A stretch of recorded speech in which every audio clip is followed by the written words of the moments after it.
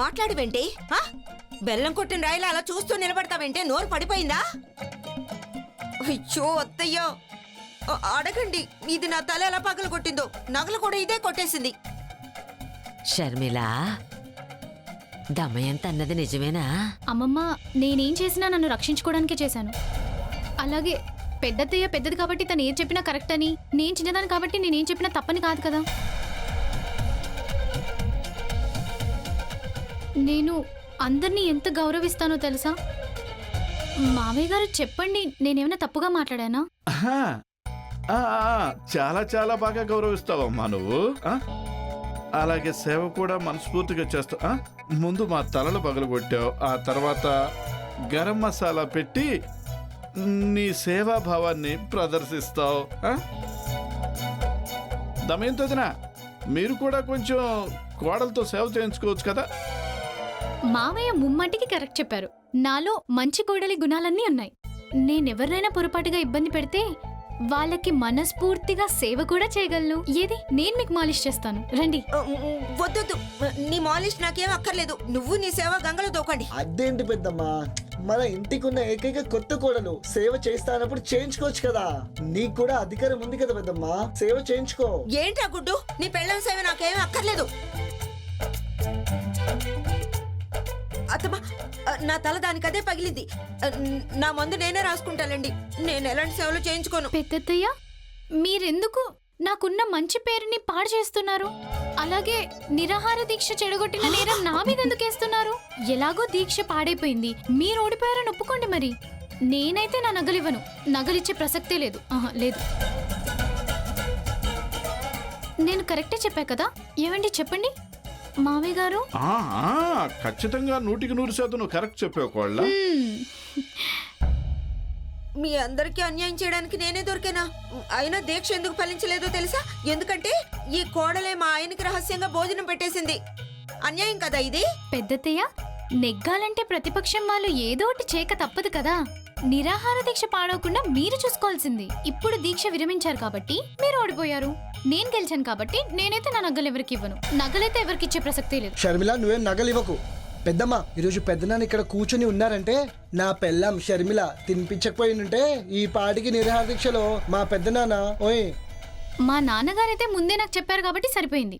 నా అత్తారింట్లో ఎవరైనా నన్ను ఇబ్బంది పెడితే ఒక్క ఫోన్ చేయమ్మా చాలు అన్నారు. మీకు తెలియంది కాదు, మా నాన్న ఇన్స్పెక్టర్. ఒకవేళ నాకేమన్నా అయితే గృహహింస చట్టం కింద కేసు పెట్టి మీ అందరినీ జైల్లోకి తోస్తారు.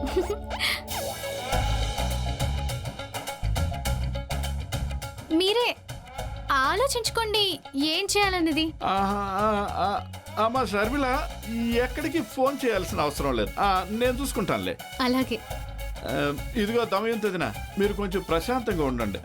మీ కారణంగా మేమందరం జైలుకి వెళ్లాల్సి ఉంటుంది. జాగ్రత్త. ఏమండి, వెళ్దామా?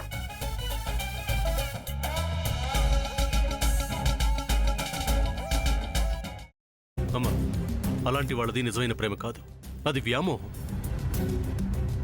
ఎగ్జాక్ట్లీ చిన్నత్త, నిజంగా ప్రేమించుకున్న వాళ్ళు అలా చేయరు.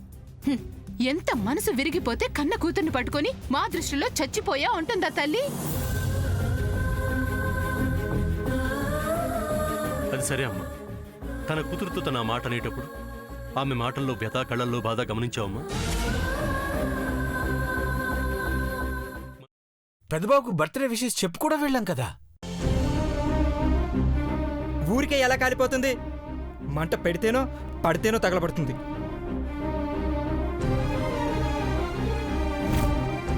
కరెక్ట్ చిన్నబాబు, నీకొచ్చినట్టే నాకు డౌట్ వచ్చింది. పార్వతే షర్టును తగలబెట్టిందనుకుంటా.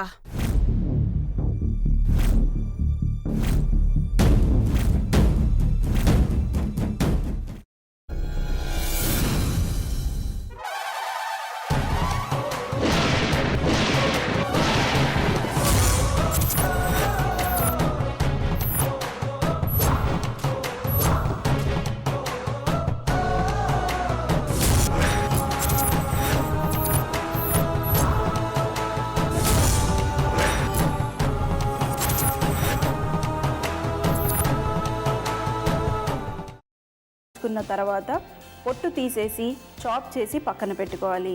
ఒక ప్యాన్లో కొద్దిగా నూనె వేడి చేసి అందులో ఆవాలు, మినప్పప్పు, శనగపప్పు, కరివేపాకు, సన్నగా తరిగి పెట్టుకున్న ఉల్లిపాయలు వేసుకుని 1 నిమిషం పాటు వేయించుకోవాలి. ఆ తర్వాత కాల్చి కట్ చేసి పెట్టుకున్న వంకాయని కూడా అందులో వేసుకుని బాగా మిక్స్ చేసి బౌల్లోకి ట్రాన్స్ఫర్ చేసుకుని అందులో తగినంత చిక్కటి పెరుగు లేదా పల్చటి పెరుగు వేసుకుని మిక్స్ చేసి అన్నంతో కానివ్వండి, చపాతీతో కానివ్వండి సర్వ్ చేసినా చాలా బాగుంటుంది.